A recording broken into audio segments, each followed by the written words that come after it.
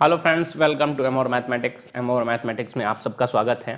देखो guys, railway ने NTPC का सिलेबस हम लेके आए हैं 2019 में, जो आरआरबी का ने एनटीपीसी का जो एग्ज़ाम आपके समक्ष लाया है, उसमें गाइस हम देख लेते हैं क्या क्या है, वैकेंसी कितनी है, इसका सिलेबस क्या है, कौन सी बुक हम पढ़ें और इसका डिटेल्ड सिलेबस क्या है, वो सारा कुछ हम इसमें वीडियो में बात करेंगे। सबसे पहले गाइस दो तीन बात करें। आप लोगों के बहुत सारे लोगों के कमेंट आ रहे थे कि सर हम अभी मालदा से भर दिए हैं और अगला हम इलाहाबाद से भरना चाहते हैं, तो क्या ये ग्रेजुएशन पे हमने भर दिया है फिर से 12th पे भरें? तो इसका जवाब है गाइस नो। आपको सिंगल फॉर्म भरना है और एक ही आरआरबी से भरना है। आप ये मत सोचना है कि आप अपना नंबर और वो सारी चीजें चेंज करके भर दोगे, मत भरना गाइस, क्योंकि उसमें कई जगह जो ऑफिशियल नोटिस आई है उसमें लगभग 3 से 4 बार उन्होंने ये बोला है कि ऐसा करने पे वो उस दोनों तीनों फॉर्म को कैंसिल कर देंगे। पहले क्या होता था कि जिसका आप पेमेंट करते थे, तो जैसे कि आपने 2 से 3 फॉर्म भर दिया तो उसमें होता क्या था कि सबके एडमिट कार्ड जनरेट कर दिए जाते हैं। अब इन्होंने बोला है कि अगर 2 से 3 अगर मैच होते मिल गए, जैसे आपके जैसे 10th के 12th के जैसे कोई भी चीजें हैं, नाम पिता का नाम, बहुत सारी चीजें अगर मैच करती है तो वो दोनों तीनों जितने भी आप फॉर्म डालोगे सबको कैंसिल कर देंगे। तो ये काम मत करना। दूसरा काम, अगर आप 12th आपके पास केवल 12th है तो आप केवल 12th वाला फॉर्म भरना, और आपके पास ग्रेजुएशन है तो ग्रेजुएट वाला फॉर्म भरना, ठीक है। बाकी उस पर जितनी भी पोस्ट होंगी ग्रेजुएशन से नीचे वाली, सारे में आप कवर हो जाओगे। तो ये दो चीजें हैं। आगे हम सिलेबस के बारे में बात कर लेते हैं गाइस। तो सिलेबस के बारे में 2 पेपर होगा आपका, एक पेपर होगा प्री का और एक होगा मेंस, ठीक है। इसमें कई चरण है, प्री है, मेंस है, उसके अलावा एक कंप्यूटर टेस्ट है आपका, और उसके बाद से टाइपिंग है। तो ये सारा किस किस सब्जेक्ट में है, किस किस पोस्ट के लिए है, कौन कौन से पोस्ट के लिए आप एलिजिबल हो, वो सारा आप डिटेल में देख लेना। हम केवल सिलेबस के बारे में बात कर लें और इसमें बुक कौन कौन सी आपको पढ़नी पड़ेगी और कैसे कैसे आपकी तैयारी करनी है उसके बारे में बात कर लेते हैं। तो गाइज सबसे पहले हम प्री की बात कर लेते हैं। प्री में आपको क्या क्या करना है। तो प्री में गाइज जो प्री का सिलेबस है उसमें आपकी मैथ आएगी 30 नंबर की, रीजनिंग कितने नंबर की आएगी, 30 क्वेश्चन आएंगे, जनरल अवेयरनेस कितने का आएगा, 40 क्वेश्चन आएंगे, 90 मिनट का पेपर होगा और टोटल क्वेश्चन कितने होंगे 100, और निगेटिव मार्किंग कितनी होगी 1/3। 100 क्वेश्चन होंगे आपके, 100 नंबर का पेपर होगा। मैथ, रीजनिंग और जनरल अवेयरनेस 30 30 और 40, ठीक है। तो गाइस जिन्होंने एसएससी का पेपर की तैयारी करी होगी उनका ये पोर्शन सिलेबस बिल्कुल तैयार होगा। आप एसएससी की तैयारी आपने करी है और आपकी मैथ, रीजनिंग और जनरल अवेयरनेस अच्छी है। जनरली मैं बताऊं, ज्यादातर बच्चों के यहाँ पे प्रॉब्लम आएगी जो एसएससी के बच्चे होंगे, और जो एसएससी के नहीं होंगे उनकी यहाँ पे आएगी। तो कहीं ना कहीं ये एक तरीके से एज मिलेगा एसएससी वाले बच्चों को, बाकी बच्चे भी अपना कॉन्सेप्ट क्लियर करके इसकी तैयारी अच्छे से कर लेंगे, ठीक है। इस पे हम अच्छे से फोकस होकर वीडियो आपको, ऑफलाइन वीडियो आपको देते जाएंगे और कैसे कैसे तैयारी करवाएंगे हम बताते जाएंगे कैसे कैसे करवाना है। अब गाइस मेंस के सिलेबस की बात कर लें तो मेंस में भी गाइस यही सिलेबस है। मैथ आप में कितने आएंगे, 35 क्वेश्चन आएंगे, रीजनिंग के कितने क्वेश्चन आएंगे, 35 क्वेश्चन आएंगे, जनरल अवेयरनेस कितने क्वेश्चन आएंगे, 35 क्वेश्चन आएंगे। टाइम आपका रहेगा 90 मिनट, नंबर ऑफ क्वेश्चन कितने हो जाएंगे 120। अब देखो गेम क्या है गाइस, निगेटिव मार्किंग आपकी इसमें भी 1/3 है। गेम क्या है आपका, इसमें क्या क्या, जो सेकंड स्टेज होगा या मेंस जो आपका एग्जाम होगा उसमें डिफिकल्टी लेवल बढ़ जाएगी, ठीक है। डिफिकल्टी का जो लेवल है वो बढ़ जाएगा, और ऊपर से भी डिफिकल्टी लेवल में भी एग्जाम वाइज डिफिकल्टी लेवल बढ़ जाएगा। जो लो लेवल की पोस्ट है, जैसे लेवल 3 की पोस्ट है, उनमें आपका कम डिफिकल्ट पेपर आएगा, और लेवल 4 या लेवल 6 की जो पोस्ट है उसका पेपर का लेवल अच्छा खासा रहेगा, ठीक है। इसमें का जो सिलेबस है, मैथ सारी मैथ है, ठीक है, तो परेशान मत होना। इसमें देखो आपकी अर्थमेटिक भी है और एडवांस भी है, दोनों पोर्शन कवर करना है। तो जैसे इसका जो लेवल 3 में जो लेवल 6 वाला जो है उसमें अच्छे लेवल की जो क्वेश्चन है वो आपको देखने को मिलेंगे। गाइस इसमें जो आपको देखने वाली चीज है, ऑब्जर्व करने वाली चीज है, वो ये है कि टाइम आपका सेम टू सेम है, लेकिन टोटल नंबर ऑफ क्वेश्चन 120 हो गया है। निगेटिव मार्किंग सेम है। वो क्वेश्चन कहाँ बढ़ गए हैं, ये 5-5 क्वेश्चन बढ़ गए यहाँ से, और ये 50 क्वेश्चन, ये 10 क्वेश्चन यहाँ से बढ़ गए, तो टोटल 20 क्वेश्चन बढ़ गए। अब इसके लिए देखो आपके पास जो टाइम है इन्होंने जो दिया है 2 से 3 महीना आपके पास है, मार्च, अप्रैल, मई, ठीक है। तो 2 से 2.5 महीने आपके पास टाइम है, लगभग 2.5 महीने के आसपास कह सकते हैं आप। इतने में ही आपको तैयारी करनी है और अच्छे से तैयारी करनी है। खासकर आपको जो सबसे ज़्यादा फोकस्ड होकर तैयारी करनी है वो मैथ और रीजनिंग की करनी है, जीएस भी लग के तैयारी करनी है। तो इसके लिए गाइस आपको डिटेल्ड में पढ़ना पड़ेगा। इसका डिटेल सिलेबस जो ऑफिशियल निकला हुआ है उसको भी हम एक बार देख लेते हैं कि उसमें क्या क्या है। ये तो आपका पैटर्न था कि एग्जाम कितने कितने नंबर का आएगा, निगेटिव मार्किंग कितनी होगी, कितना टाइम का होगा। अब हम चलते हैं गाइस मेन जो सिलेबस है उसको देखते हैं कि उसमें क्या बोला गया है। देखो गाइस ये आपका डिटेल सिलेबस है, इतना हम बता चुके हैं, इसमें बहुत सारी चीजें बता चुके हैं, बहुत सारी चीजें आपको बतानी है। एग्जाम का ड्यूरेशन आपका कितने का होगा, 90 मिनट का होगा। जनरल अवेयरनेस कितनी हुई, 40, मैथमेटिक्स 30, रीजनिंग 30, टोटल क्वेश्चन होंगे 100 के। देखो जो डिसेबल होते हैं, जिनके जैसे कि जिनको कोई प्रॉब्लम होती है, उनके लिए 120 मिनट का टाइम दिया जाएगा। निगेटिव मार्किंग आपकी कितनी की होगी गाइस, 1/3 निगेटिव मार्किंग होगी। ठीक है, अब देख लेते हैं कि आगे इसमें क्या क्या है, इस वैकेंसी में और क्या क्या बातें हैं वो सारा हम देख लेते हैं। देखो एक चीज है यहां पे इन्होंने स्पष्ट बोला है कि रिजर्वेशन बेनिफिट मिलेगा आपको, जिसको जिसको जो भी रिजर्वेशन है वो सारा मिलेगा। ओबीसी, एससी, एसटी, ईडब्ल्यूएस जो भी है उनको रिजर्वेशन का लाभ मिलेगा जैसा उसका है। अब देखो question will be of objective type, जो आपका क्वेश्चन होगा वो कैसा होगा, ऑब्जेक्टिव होगा, मल्टीपल चॉइस होगा। उसमें क्वेश्चन कैसे होंगे, मैथ के कौन कौन से क्वेश्चन होंगे ये देख लेते हैं हम। आप मैथमेटिक्स में आपका आएगा number system, decimal, fraction, LCM, HCF, ratio and proportion, percentage, mensuration, time and work, time and distance, simple and compound interest और प्रॉफिट एंड लॉस। एलजेब्रा आएगी, बेसिक एलजेब्रा ये बोल रहे हैं, एलिमेंट्री एलजेब्रा, ज्योमेट्री आएगी, एंटीग्रोमेट्री आएगी, स्टैटिक्स भी आएगी आपकी। ठीक है, तो गाइस एक तरीके से ये पूरा कंप्लीट सिलेबस है, अर्थमेटिक प्लस एडवांस दोनों का एक कंप्लीट सिलेबस है। तो आपको जो तैयारी करनी है बहुत ही अच्छे से करनी है, अच्छे लेवल की तैयारी करनी है। और इसमें देखो बहुत अच्छी अच्छी पोस्ट है और आप लोग आरआरबी अच्छे से चूज कर लेना।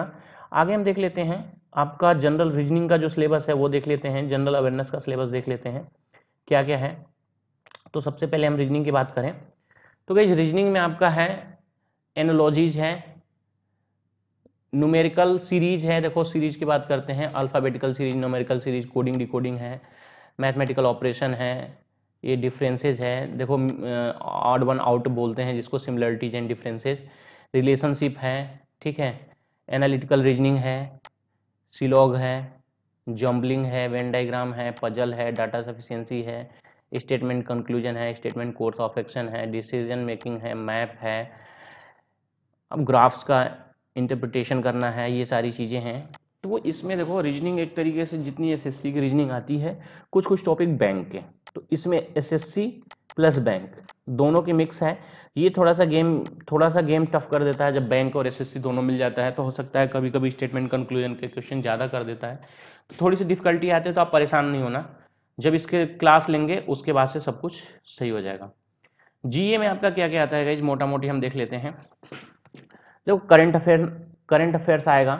ठीक है, करंट इवेंट की बात कर रहे हैं ये, नेशनल एंड इंटरनेशनल, तो आपका पूरा करंट अफेयर्स आएगा। गेम स्पोर्ट्स सारा एक करंट अफेयर्स का है। आर्ट एंड कल्चर से क्वेश्चन आएंगे, ये आपके हिस्ट्री से कवर हो जाएगा।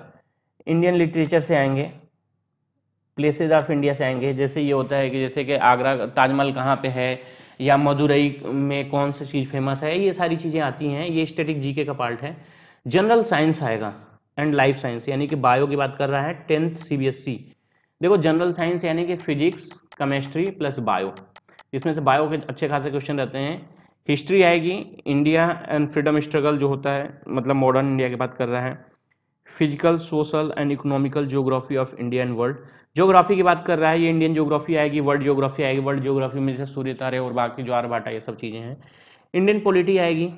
ठीक है, कॉन्स्टिट्यूशन, पॉलिटिकल सिस्टम, ये सारी बातें हैं। General scientific and technological development including space and nuclear programme of India, तो ये देखो ये करंट में आपका कवर हो जाएगा कि जैसे नई नई चीज़ें जो लॉन्च होती हैं या जो अलग कोई चीज़ें होती हैं उसके बारे में।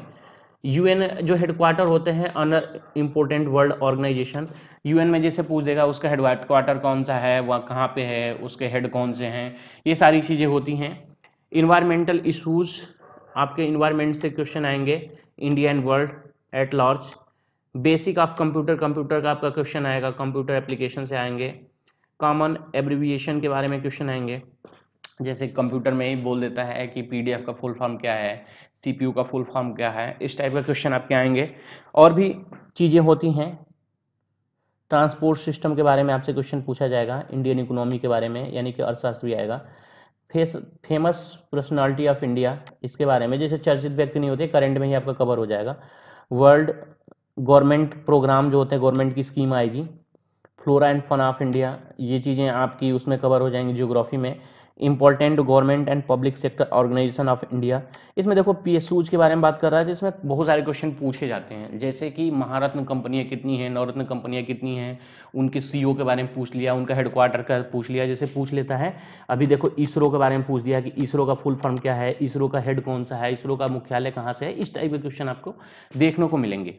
अब देख लेते हैं गाइस, एक चीज़ ये देख लेते हैं, ये डिटेल सिलेबस हो गया। आप पॉज कर करके, जैसे अभी इसको रोक के कर लेना, थोड़ा सा हम एक बार आगे कर लेते हैं, एक बार इसको आप रोक के कर लेना रीजनिंग का, ठीक है, रुका हुआ है, अब मैथ का कर लेना, ठीक है, स्क्रीनशॉट ले लेना, आपका काम हो जाएगा। अब आगे हम बात कर लेते हैं गाइस कि जनरल अवेयरनेस ये हो गया, ठीक है। अब इसके बारे में ये चीज़ें देख लेते हैं कि मिनिमम परसेंटेज ऑफ मार्क्स, ये क्या बोल रहा है कि आपको जितने भी एग्जाम है, अगर मान लो 100 क्वेश्चन है, तो आफ्टर निगेटिव 40% मार्क्स लाने हैं, यानी कि 40 क्वेश्चन सही करने हैं, तभी आप क्वालिफाइड माने जाएंगे, वरना आपकी कॉपी चेक नहीं होगी। यानी कि देखो, यूआर के लिए 40% दिया है, ईडब्ल्यूएस के लिए 40% दिया है, ओबीसी के लिए, नॉन क्रिमिलियर के लिए 30% दिया है, एससी को 30% दिया है, एसटी को 25% दिया है। अब देखो एक चीज है, these percentage are marks for eligibility में बी रिलैक्स बाई 2% फॉर, देखो एक जो डिसेबल लोग होते हैं उनके लिए केवल 2% को रिलैक्सेशन मिल रहा है in case of shortage of PWBD candidates, ठीक है, against vacancy reserve for them. देखो गाइस, केवल 2 इनको मिल रहा है रिजर्वेशन, बाकी किसी को नहीं है, ठीक है। आपको मिनिमम इतना लेके आना है, अगर इससे कम आपका होगा तो आपकी कॉपी चेक नहीं होगी, या आप चाहे जितना भी नंबर लाएं, अगर इससे कम नंबर लाते हैं तो आप बाहर हैं, ठीक है। आगे हम देख लेते हैं गाइस। अब देखो second stage computer based test, इसके बारे में देख लेते हैं हम, जैसे मेंस के बारे में हम बात कर रहे थे, तो मेंस के बारे में देख लेते हैं। Separate second stage CBT shall be taken for each of the 7th CPC level, जैसे देखो सीपीसी लेवल है, इसमें देखो ये लेवल जो है, जैसे इनके हिसाब से इनकी सैलरी बनती है, पे बैंड बनता है, तो उसके हिसाब से ये ले रहे हैं, बहुत अच्छी चीज है। जैसे लेवल 2 की जो जॉब है उनका सेपरेट एग्जाम होगा, देखो separate second stage CBT shall be taken, यानी कि सेपरेट ये लेंगे सेकेंड स्टेज में। अगर आप 5 के 5 एग्जाम में क्वालिफाई कर ले रहे हो तो आपको पांचों के पांचों एग्जाम देने पड़ेंगे, ठीक है। तो लेवल 2 का अलग कट ऑफ बनेगी, लेवल 3 का अलग, 4 5 6 विथ ग्रेडेड डिफिकल्टी लेवल। इसका मतलब नॉर्मलाइजेशन के बाद all post falling with in same level of 7 CPC shall have a common second stage CBT. यानी कि देखो मोटा मोटी मैं बताऊं, अगर लेवल 2 की अगर 2 से 3 पोस्ट है, लेवल 2 की अगर मान लो 2 से 3 पोस्ट है तो उसका एक एग्जाम होगा, सिंगल एग्जाम। ऐसे लेवल 3 की अगर एक ही पोस्ट है तो उसका एक अलग होगा, अगर लेवल 3 की 3 से 4 पोस्ट होगी तो सबके लिए एक कॉमन एग्जाम होगा। तो ये अच्छी चीज है, ठीक है, अकॉर्डिंग टू मी ये अच्छी चीज है। और भी देख लेते हैं, और देख लेते हैं, और इसमें क्या क्या है, मोटे मोटी चीजें क्या है। और देखो गाइस एक चीज और भी है कि ये कितने शॉर्ट लिस्ट करेंगे, 10+2 or graduate, total number candidate to be short listed shall be 20 times the community wise vacancy of post notified against the RRB as per their merit in first stage CBT. यानी कि जो आपका pre exam होता है या first जो CBT 1 था, उसमें जितने भी लड़के होंगे उनके 20 टाइम्स बच्चे, ये जितनी वैकेंसी होगी उस आरआरबी में, कंसर्न आरआरबी में, आपके जिस जोन में जितनी वैकेंसी होगी उसके 20 गुना बच्चों को ये बुलाएंगे, ये कह रहे हैं। देखो सेकेंड स्टेज सीबीटी का सारे बारे में हम पहले ही बता चुके हैं, 90 मिनट का एग्जाम होगा, ये 50 क्वेश्चन होंगे जीए के, मैथमेटिक्स से 35, जनरल रीजनिंग जो है इंटेलिजेंस एंड रीजनिंग के बारे में 35 क्वेश्चन, टोटल आपका 120 टोटल नंबर ऑफ क्वेश्चन होंगे और 90 मिनट का पेपर होगा। आगे हम बात कर लेते हैं, इसमें भी निगेटिव मार्किंग 1/3 है, ठीक है, निगेटिव मार्किंग आपकी इसमें भी 1/3 है सेकेंड स्टेज में। अब देखो ये वही सिलेबस है जो आपको पहले मिला था, रीजनिंग, मैथ, और तीनों का सिलेबस सेम सेम है। तो आपको करना क्या है, प्री और मेंस में अंतर क्या आएगा, अब देखो लेवल में अंतर आएंगे। अगर आपका जैसे लो लेवल का एग्जाम है, जैसे लेवल 2 का एग्जाम होगा, वो थोड़ा सा उसके जो नंबर ऑफ क्वेश्चन होंगे वो तो सेम होंगे, सिलेबस सेम होगा, लेकिन हर टॉपिक में आप क्वेश्चन को थोड़ा सा ट्विस्ट करके बना सकते हो, थोड़ा टफ बना सकते हो, इजी बना सकते हो, तो लेवल में आपका चेंजेज आएगा। तो अगर आपको सबसे अच्छी जॉब लेनी है, ठीक है, सबसे अच्छी जॉब लेनी है, तो आपको करना क्या होगा कि बहुत ही अच्छे लेवल से तैयारी करनी है, ताकि जो आपका जो लेवल 6 लेवल 7 की जॉब है वो आप क्रैक कर सकें। तो इसके लिए आपको ये जरूरी है कि अच्छे से आप पढ़ाई करें, ठीक है। देखो ये सारा चीज है। अब देखो, अब देखो जो जो बच्चे सेकेंड स्टेज भी कर लेंगे उनको टाइपिंग टेस्ट के लिए बुलाया जाएगा। अब यहां पे देखो, the normalisation mark score by the candidate in the second stage shall be used for shortlisting the candidate for document verification for the post which do not have typing skill test, computer based aptitude test। देखो कुछ post हैं जिसमें typing है, कुछ ऐसे post हैं जिसमें computer based aptitude test है, ठीक है। ये एक तरीके से साइको है। For the post having typing skill test candidate in the second shall be use for typing stage. आपका देखो सेकंड स्टेज के बेस पे नॉर्मलाइज जो मार्क आएगा उसके बेस पे ये बुलाएंगे। तो देख लेते हैं इसमें क्या क्या है और कैसे कैसे बुलाएंगे, और इसमें पूरी डिटेल से हम देखते हैं। देखो एक चीज है, आप ये ऑफिशियल है तो इस पे आप कोई डाउट मत करना, इसकी अगर आपको नहीं मिलेगी तो आप PDF कहीं से भी ले लेना, बोलोगे कमेंट में तो मैं खुद ही दे दूंगा, ठीक है। अब देखते हैं इस जो कंप्यूटर बेस्ड टेस्ट होगा वो किस किस पोस्ट के लिए होगा। कंप्यूटर बेस्ड एप्टीट्यूड टेस्ट ये केवल होगा only for the candidate who have opted traffic assistant and station master. ये सबसे हाईएस्ट लेवल की पोस्ट है, हाईएस्ट लेवल की जितने भी अभी आपकी NTPC में जो जॉब निकली है उसकी सबसे हाईएस्ट लेवल की पोस्ट है। इनके लिए कंप्यूटर बेस्ड एप्टीट्यूड टेस्ट होगा, क्वालिफाइंग मार्क्स का होगा। ये पेपर का नंबर नहीं जोड़ा गया लेकिन इसको क्वालिफाई करना जरूरी है। जो the candidate need to secure a minimum T score. T score क्या है, जो टेस्ट होगा उसका जो स्कोर है वो लाना है आपको कितना, 42 marks in each of the test batteries to qualify. Test batteries होगा, इनका स्लॉट होगा, एक टेस्ट बैटरी का एक स्लॉट होता है, उसमें आपको मिनिमम कितना लाना है, 42 marks in each of the test battery to qualify. This is applicable to the all candidate of community और कैटेगरी इरिस्पेक्टिव ऑफ कम्युनिटी और कैटेगरी। इसका मतलब होता है कि आपको कोई रिलैक्सेशन नहीं दी जाएगी इन द मिनिमम टी स्कोर। आप चाहे SC के हों, ST के हों, OBC के हों, EWS के हों, PWBD हों, एक्समैन हों, सबको इतना नंबर लेके आना है, आपको कोई रिलैक्सेशन नहीं दिया जाएगा। No relaxation in the minimum T score is permissible. अब इसका मतलब ये समझ आ गया कि जो भी बंदे वहां तक पहुंचेंगे उनको इतना बैटरी में टी स्कोर लेके आना ही आना है, ठीक है। अब हम आगे चलते हैं गाइस, और चीजें देख लेते हैं इसमें। इसमें देखो क्या क्या होगा, इसके लिए देखो, हाँ इसमें मैं बात करता हूं, एक दो चीजें और भी इंपॉर्टेंट हैं जो आपको बतानी रहेगी। आपका जो मेरिट बनेगी वो 70% weightage for the marks obtain in CB2 second stage and 30% weightage of the marks obtain in CB18। आपकी जो मेरिट बनेगी गाइस वो किस पे बनेगी, 30% जो आपका ये साइको होगा उस पे बनेगी, और बाकी कितने बनेगी, 70% आपका 70% वेटेज इनका होगा और 30% जो होगा वेटेज इनका होगा। आपको वो जो क्वेश्चन है उसमें देखो 42 से कम लाओगे तो आप फेल हो जाओगे, वो क्वालिफाइंग है, लेकिन ये है कि उसमें आप जितना ज़्यादा नंबर करोगे आपका बेनिफिशियल है, क्योंकि 30% मार्क्स वो यहाँ पे ऐड कर रहा है, ठीक है। अब देखो ये देखो, एक कैंडिडेट को एडवाइज की जा रही है कि आप DRDO RDSO की वेबसाइट पे कर लेना। देखो ये रिसर्च इनका सेंटर है, लखनऊ में ही है, ठीक है। आप देखो ये साइट है, यहाँ पे चले जाना, फिर इस पे चले जाना, फिर साइको पे चले जाना, फिर टेक्निकल डायरेक्टरेट पे चले जाना, गाइडलाइंस फॉर एप्टीट्यूड टेस्ट पे चले जाना और आपको वहाँ पे मिल जाएगा क्वेश्चन पैटर्न कि CBAT का क्वेश्चन पैटर्न क्या होता है। तो गाइज आपको मोटा मोटा समझ में आ गया होगा कि जो बच्चे उससे फॉर्म भरेंगे उनको कैसे कैसे क्या क्या करना है। आगे हम देख लेते हैं गाइज टाइपिंग टेस्ट में क्या है, कितनी आपकी स्पीड होनी चाहिए और किस किस पोस्ट के लिए। उसमें केवल 2 पोस्ट थी, इसमें कौन कौन सी पोस्ट है। कुछ पोस्ट ऐसी भी हैं जिसमें आपको ना टाइपिंग टेस्ट की ज़रूरत है ना किसी चीज़ की ज़रूरत है।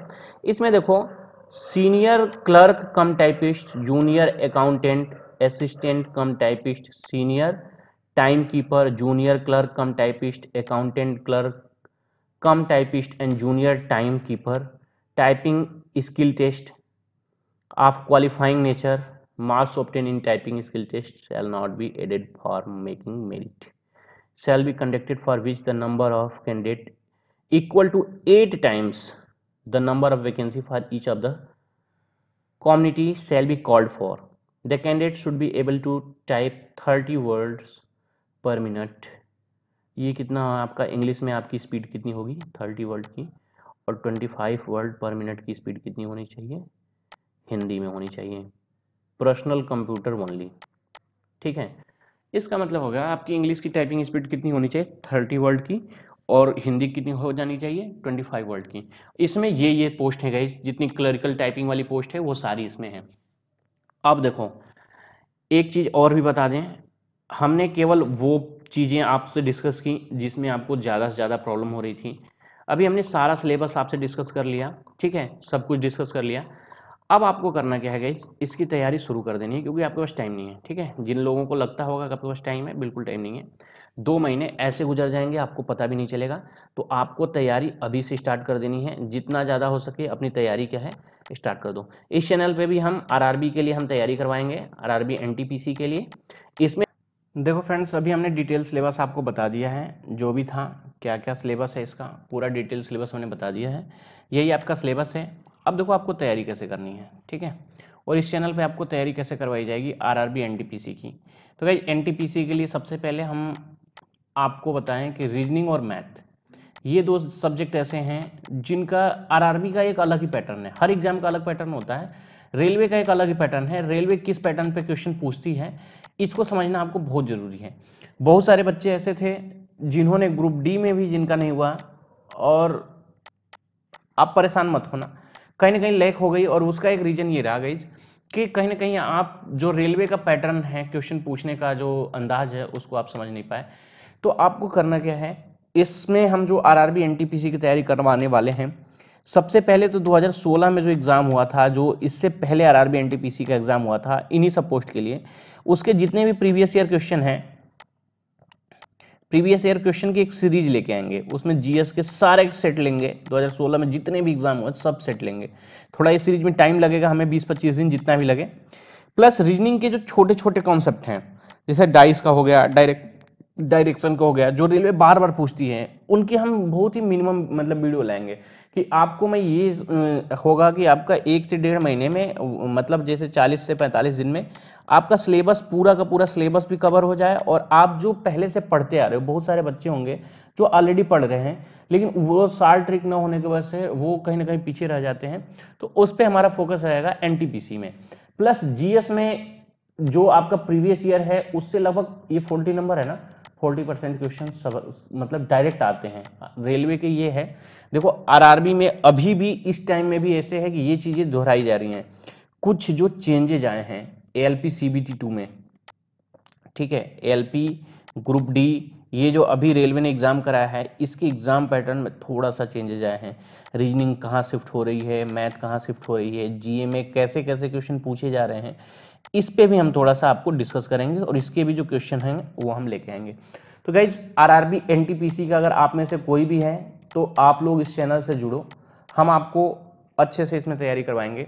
और गाइज जो लोग चैनल पे नए हो चैनल को सब्सक्राइब जरूर कर लेना, ठीक है, सब्सक्रिप्शन का कोई चार्ज नहीं है, ये बिल्कुल फ्री है, चैनल को आप सब्सक्राइब कर लेना, ठीक है।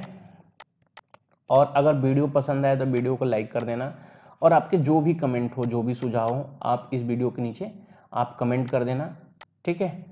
और कोई भी क्वेरी हो, इसमें हमने वो सारे क्वेरी लिया है जो आप हमें कमेंट से पूछते हो या पर्सनल नंबर से पूछते हो, तो आप वहाँ से कर लेना, ठीक है। इस वीडियो में गाइस इतना ही। वीडियो देखने के लिए आप लोगों का बहुत बहुत धन्यवाद, थैंक यू।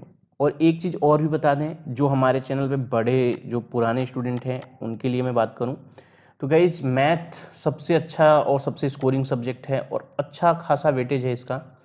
और रीजनिंग, ये दो ऐसे सब्जेक्ट हैं जिसमें आप फुल मार्क्स ला सकते हैं, तो यहाँ मत चूकना आप, इसमें आपको 100% नंबर लाना है। मेरे खुद एसएससी में, एसएससी का जो प्री हुआ था 2017 वाले में, उसमें मेरे खुद 50 आउट ऑफ 50 है मैथ में, ठीक है। तो आप ला सकते हो, कोई बहुत बड़ी बात नहीं है। ये केवल है कि आपके पास थोड़ा सा टाइम कम होता है ऐसे एग्ज़ाम में और नंबर ऑफ क्वेश्चन ज़्यादा होते हैं, चाहे इसकी करें चाहे इसकी बात करें। तो आपको वहाँ पे जो काम करता है कि प्रैक्टिस के साथ साथ थोड़ा सा ट्रिक्स आपको आना चाहिए। और कभी कभी ऐसा होता है कि जब ट्रिक्स से आप फंस जाते हो तो आपको एक जो जनरल पैटर्न है वो आना चाहिए। और कुछ चीज़ें ऐसे होती हैं जो ऑप्शन देख के निकल जाते हैं, तो आप साथ जुड़ें, ठीक है। बाकी हम इसकी आरआरबी एनटीपीसी की तैयारी करवाएंगे, तो उसमें आपकी तैयारी अच्छे से हो जाएगी।